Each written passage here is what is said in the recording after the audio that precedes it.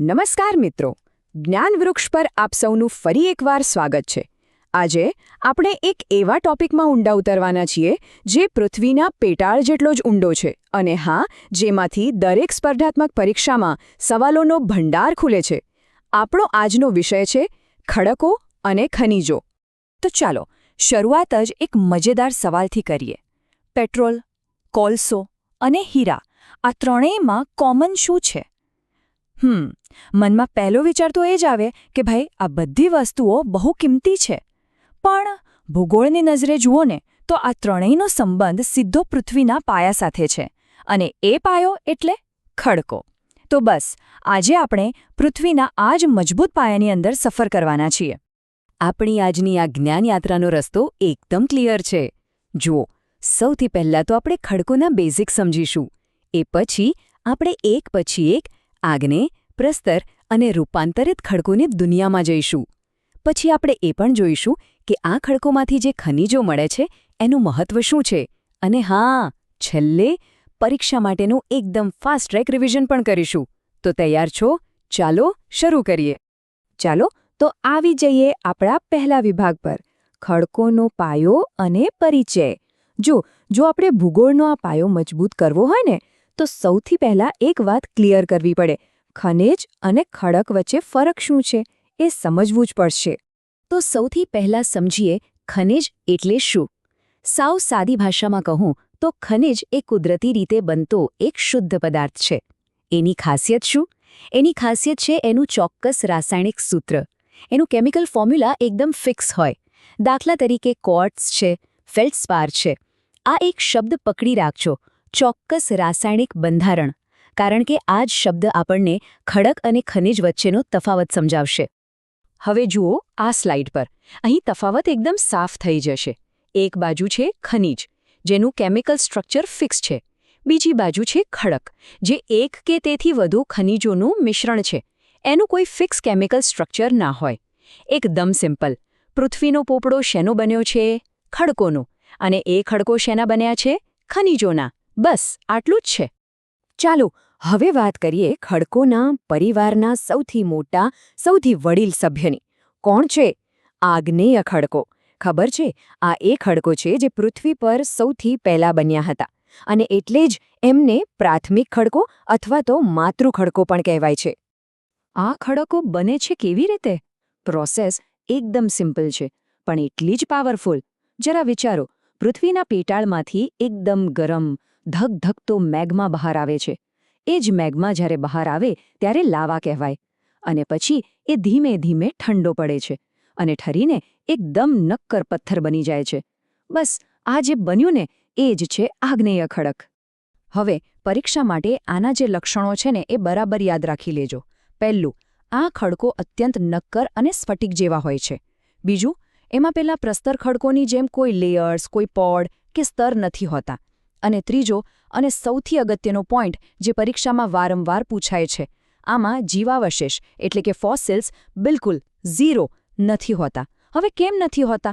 અરે ભાઈ, simple logic છે. મેગ્માની એ આગની ભઠ્ઠી જેવી ગરમીમાં કોઈ જીવનો અંશ બચે ખરો? ક્યારેય નહીં. આગ્નેય ખડકોના પણ પાછા બે મુખ્ય પ્રકાર છે. એક, જ્યારે મેગ્મા પૃથ્વીની અંદર જ પેટાળમાં જ ધીમે ધીમે ઠરી જાય ત્યારે બને આંતરિક ખડક. એનું બેસ્ટ ઉદાહરણ છે ગ્રેનાઇટ. અને બીજો પ્રકાર, જ્યારે લાવા પૃથ્વીની સપાટી પર બહાર આવીને ફટાફટ ઠરી જાય ત્યારે બને બાહ્ય ખડક.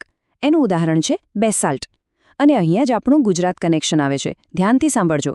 આપણું દખ્ખણનો ઉચ્ચ પ્રદેશ અને સૌરાષ્ટ્રનો જે મોટો ભાગ છે ને એ આ બેસાલ્ટ ખડકોનો જ બનેલો છે. અને આ જ ખડકોના ઘસારામાંથી આપણી કપાસની કાળી જમીન બની છે. જોયું કેવું કનેક્ટેડ છે? ચાલો, આગ્નેય ખડકો પછી હવે આવીએ આપણા બીજા અને સૌથી મહત્વપૂર્ણ પ્રકાર પર. એ છે પ્રસ્તર ખડકો. એને જળકૃત ખડકો પણ કહે છે.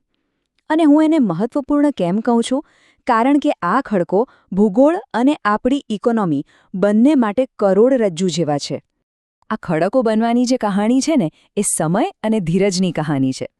થાય છે શું કે જે જૂના ખડકો હોય એનું પવન અને પાણીથી ધોવાણ થાય, પછી એમાંથી જે રેતી, કાંપ, માટી બને એ બધું નદીઓ ખેંચીને દરિયા કિનારે જમા કરે છે. અને આ પ્રોસેસ 1-2 વર્ષ નહીં, લાખો વર્ષો સુધી ચાલે છે. એક પર એક લેયર જામતું જાય અને ઉપરના લેયર્સના જબરદસ્ત પ્રેશર અને વજનથી નીચેના લેયર્સ દબાઈને જોડાઈને એક નક્કર ખડક બની જાય છે. આ ખડકોના જે લક્ષણો છે એ આગ્નેય ખડકોથી એકદમ ઊંધા છે, બિલકુલ ઓપોઝિટ. પહેલું, આ ખડકોમાં સ્તર હોય છે, લેયર્સ હોય છે. અને બીજું, પરીક્ષકોનો સૌથી ફેવરિટ સવાલ, આ દુનિયાના એકમાત્ર એવા ખડકો છે જેની અંદર આપણને વનસ્પતિ અને પ્રાણીઓના અશ્મિ એટલે કે ફોસિલ્સ ભરીને મળે છે. ઉદાહરણ તરીકે રેતીનો પથ્થર, ચૂનાનો પથ્થર અને હા, કોલસો પણ. હવે આ સ્લાઇડ પર જે લખ્યું છે ને એને મગજમાં એકદમ લોક કરી દેજો. આ એક ગોલ્ડન રૂલ છે, ભૂલતા નહીં. ખનિજ તેલ, કુદરતી ગેસ અને કોલસો, આ ત્રણેય એનર્જીના સોર્સ 100%, 100% ફક્ત અને ફક્ત પ્રસ્તર ખડકોમાંથી જ મળે છે, બીજે ક્યાંય નહીં. આપણા ગુજરાતના અંકલેશ્વરના તેલના કૂવા આનું જ ઉદાહરણ છે. એટલે ભૂલથી પણ આગ્નેય કે રૂપાંતરિત ખડકોમાં આ શોધવાની કોશિશ ન કરતા, કારણ કે ત્યાં એ ક્યારે નહીં મળે. ચાલો હવે આવીએ આપણા ત્રીજા અને છેલ્લા પ્રકાર પર, રૂપાંતરિત ખડકો. એનું નામ જ એની ઓળખાણ છે, રૂપાંતર. એટલે કે જેનું રૂપ બદલાઈ ગયું છે, જે પરિવર્તન પામ્યા છે, એવા ખડકો. એક વાત સમજી લો, આ કોઈ ત્રીજા નવા ખડકો નથી. ના, આ તો આપણા પેલા જૂના આગ્નેય કે પ્રસ્તર ખડકો જ છે. પણ જ્યારે એ કોઈક રીતે પૃથ્વીના પેટાળમાં ઊંડે દબાઈ જાય ને ત્યારે શું થાય? ત્યાં હોય છે જબરદસ્ત ગરમી અને પહાડો જેટલું પ્રચંડ દબાણ. બસ આ ગરમી અને દબાણની ભઠ્ઠીમાં એ ખડકોનું મૂળભૂત સ્વરૂપ, એનો રંગ, એના ગુણધર્મો બધું જ બદલાઈ જાય છે અને એક નવા જ અવતારમાં બહાર આવે છે, જેને આપણે કહીએ છીએ રૂપાંતરિત ખડક. આ ટેબલ આ તો મેચ ધ પેરવાળા સવાલો માટે સોનાની ખાણ છે. આને તો બસ ગોખી જ લેજો. જેમ કે ચૂનાનો પથ્થર, એના પર ગરમી અને દબાણ આવે તો શું બને? આરસ પહાણ એટલે કે માર્બલ. અને સૌથી ઇન્ટરેસ્ટિંગ, કોલસો. એના પર જ્યારે અત્યંત ગરમી અને દબાણ લાગે ને ત્યારે એ બની જાય છે હીરો. એ જ રીતે ગ્રેનાઇટમાંથી બને નીસ અને શેલમાંથી બને સ્લેટ. આ જોડીઓ પાક્કી કરી લેજો. ઓકે, તો આપણે ખડકોને તો બરાબર સમજી લીધા. હવે ચાલો એ જેમાંથી બને છે એટલે કે ખનિજો પર ફોકસ કરીએ. એક વાત યાદ રાખજો, ખનિજો વગર કોઈ ઇન્ડસ્ટ્રી ચાલી જ ના શકે. એ તો કાચો માલ છે, રો મટીરિયલ છે. જુઓ, ખનિજોને આપણે મોટા ભાગે 3 કેટેગરીમાં વહેંચી શકીએ. પહેલી, ધાતુમય ખનિજો. નામ પરથી જ ખબર પડે, જેમાંથી લોખંડ, સોનું, તાંબુ જેવી ધાતુઓ મળે. બીજી, અધાતુમય ખનિજો, જેમાં ધાતુ ના હોય, જેમ કે ચૂનાનો પથ્થર, મીઠું. અને ત્રીજી કેટેગરી, જે આપણા આજના જીવન માટે સૌથી જરૂરી છે, ઊર્જા ખનિજો, જે આપણી ગાડીઓ અને ફેક્ટરીઓને પાવર આપે છે, એટલે કે કોલસો અને પેટ્રોલિયમ. હવે વાત કરીએ આપણા ગુજરાતની. આ જાણવું આપણા માટે ખૂબ જરૂરી છે. જુઓ, આપણું ગુજરાત છે ને એ ધાતુમય ખનિજો એટલે કે લોખંડ કે સોના જેવી બાબતોમાં થોડું પાછળ છે. પણ જ્યારે વાત આવે અધાતુમય ખનિજોની તો ગુજરાત દેશના ટોપ રાજ્યોમાં આવે છે. આપણી જે સિમેન્ટ અને સિરામિક ઇન્ડસ્ટ્રી આટલી બધી વિકસી છે ને એનો બધો આધાર આ અધાતુમય ખનિજો પર જ છે. ચલો, તો હવે ફટાફટ આખા ટોપિકનું એક super fast, exam focused revision કરી લઈએ. આટલું કરી લેશો એટલે પ્રિલિમ્સ અને મેન્સ બંને માટેના કી પોઈન્ટ્સ એકદમ પાક્કા. મેન્સના આન્સર રાઇટિંગ માટે આ એક વાક્ય ગાંઠ બાંધી લેજો. કોઈપણ પ્રદેશની ભૂસ્તરીય રચના જે તેના ઔદ્યોગિક વિકાસની દિશા નક્કી કરે છે. કેટલું સચોટ વાક્ય છે. ઉદાહરણ જુઓ, ઝારખંડમાં આગ્નેય ખડકો છે તો ત્યાં શું વિકસ્યું? લોખંડ, પોલાદની ફેક્ટરીઓ. હવે આપણું ગુજરાત જુઓ, અહીં દરિયા કિનારે પ્રસ્તર ખડકો છે તો અહીં શું વિકસ્યું? રિફાઇનરી અને સિમેન્ટ પ્લાન્ટ્સ. જોયું? સીધું કનેક્શન છે. અને હવે પ્રિલિમ્સ માટેના ટોપ 3 હોટ ફેવરેટ સવાલો ગોખી જ લેજો. સવાલ 1, જીવાવશેષો ક્યાં મળે? જવાબ, ફક્ત પ્રસ્તર ખડકોમાં.